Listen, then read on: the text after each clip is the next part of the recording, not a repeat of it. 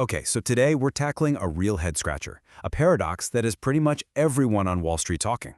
On one hand, a record-long government shutdown is literally costing the economy billions of dollars. But on the other, the stock market is actually rallying. So what on earth is going on? Is this rally for real? And this really gets to the heart of it. It's like we're living in two different Americas right now. You've got Wall Street, where the S&P and the NASDAQ are climbing. Why? Because of hope. Hope that a deal to end this whole thing is just around the corner. But then you've got Main Street. And for them, it's not about hope. It's about a very real crisis that's unfolding. So this brings us to the big multi-billion-dollar question, right? Is all this market optimism justified? Are we looking at the start of a genuine recovery? Or is the market walking straight into what investors call a bull trap? That's a nasty kind of false rally that pulls in optimistic buyers right before the floor falls out again. To even begin to answer that, we first have to get a grip on just how much damage we're talking about. So let's put some hard numbers to this problem. First off, the sheer length of this thing. We are not talking about a quick weekend shutdown. 41 days. That is an all-time record. And every single day that ticks by just adds more and more pressure to the whole system. And that leads to this just staggering number. According to the Congressional Budget Office, this isn't some temporary dip we'll just bounce back from. We're talking about $18 billion permanently erased from the U.S. economy.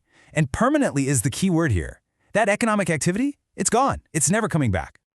And of course, behind that huge number, there's the human cost.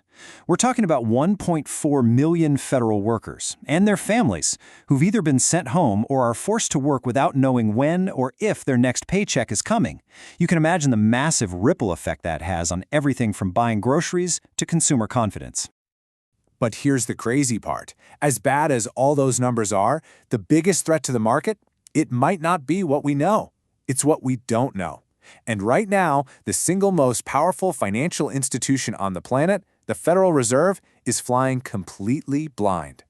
So what does that actually mean, flying blind? Well, think about it. The Fed relies on this constant flow of government data to make huge decisions about interest rates, decisions that affect all of us. But right now, their dashboard has gone dark. The agencies that produce all that critical data, they're shut down. And we're not talking about minor stuff here. This is the absolute bedrock of economic analysis. What's inflation doing? No idea. The CPI data is missing. Is the job market strong? We don't know. The jobs report is offline. Are people out there shopping? Who knows? The retail sales figures are gone. It's a total information vacuum. And if there's one thing markets absolutely hate, it's uncertainty. Now, if this vacuum, this complete lack of information, has split the market right down the middle, it's created two warring factions, each one looking at the same situation and seeing something completely different. It is a classic showdown, Team Bull versus Team Bear. So let's break this down. Team Bull, the optimists, they're saying, look, the market is always forward-looking. A deal to end this is coming, that's all that really matters. But Team Bear, the pessimists, they're shaking their heads saying no way. The economic damage is permanent and consumer fear is setting in. This rally is a trap, and the real pain will hit when we finally see the data we're missing. So, with this huge debate raging, what are the cautious investors doing? How are they navigating all this uncertainty? Well, they're not trying to guess who's right. They are hedging their bets and playing defense. And the core philosophy here is really simple. When you're driving a thick fog and you can't see what's 10 feet in front of you, you don't slam on the gas. This is a time for defense, not offense. So what do these defensive plays actually look like in practice? Well, two big strategies are emerging. First, there's the blind Fed trade. Investors are buying up gold. The bet is that with no data to guide them, the Fed will have no choice but to play it safe and cut interest rates to prop up the economy. And lower rates make gold, which doesn't pay any interest, look a lot more attractive.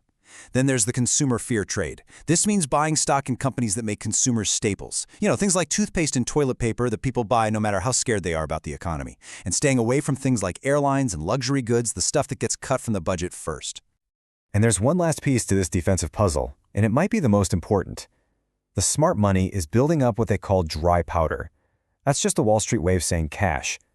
They're selling assets, raising their cash reserves, and basically just waiting on the sidelines for the fog to clear before they make their next big move. When you put all this together, the economic damage, the data blackout, the split in the market, it paints a really powerful picture of where we are right now. It might feel quiet, but we are in the eye of the storm. And here's the thing about the eye of a hurricane. It's deceptively calm. This quiet period in the market, this time where we have no data, can make you think the worst is over. But it's often just the quiet before the other side of the storm hits. It's the silence that's so unnerving. And so that's where we're left. It all boils down to this one final question that's going to decide whether the bulls or the bears were right all along. When the government finally reopens and this data blackout ends, what will it show us? A small economic hiccup that we can quickly recover from, or the first signs of a much deeper, more painful crisis?